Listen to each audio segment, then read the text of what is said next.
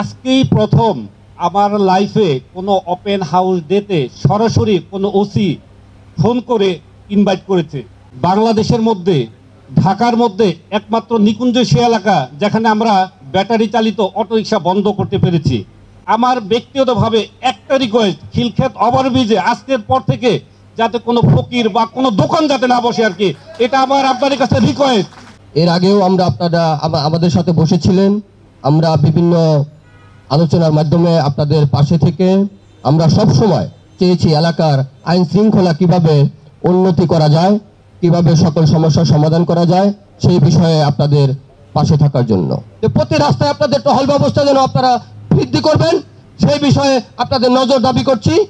Autorickshaw যেটা আমরা সকলের সমন্বয়ে রাজনীতিবিদ এবং সুশীল সমাজ এবং আপনাদের সহযোগিতায় এই অটোরিকশা বন্ধ করতে পেরেছি। আমার যদি কোনো সহযোগিতা লাগে ইনশাল্লাহ আমি আপনাদের পাশে আছি, আগেও ছিলাম, এখনো থাকবো। এই স্বপ্নের মতো লাগে, আমরা পুলিশের সামনে যাইতে পারি নাই গত 17 বছর, আমরা থানায় যাইতে পারি নাই গত 17 বছর। আর এখন এই গভর্নমেন্ট আসার পরে এই 15 আগস্টের পরের থেকে আমি থানাতে এই পর্যন্ত প্রায় 20 বার গেছি। এখনকার পুলিশ আর আগের পুলিশ এক না। আমাদেরকে যদি প্রতি মাসে একটি করে ওপেন হাউস ডে দেওয়া হয় এবং মাইকিং এর মাধ্যমে এবং আমাদের সাংবাদিক এবং এলাকার জনগোষ্ঠী কল্যাণ সমিতির সহ আমরা ব্যাপক হারে আপনাদেরকে আইনি পরামর্শ এবং আপনাদেরকে সহযোগিতা করব এবং আপনারা আমাদেরকে সহযোগিতা করেন।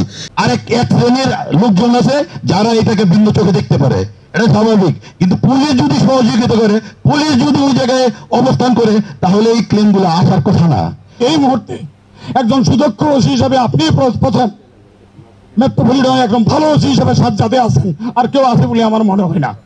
আজকে যদি আগামী 15 দিনের ভিতরে আপনারা আমাদেরকে মুক্ত করে দিতে পারেন নিকুঞ্জ, আশা করি এই যে অভিযোগগুলো করেছি আপনি এটা অত্যন্ত গুরুত্ব সহ দেখবেন।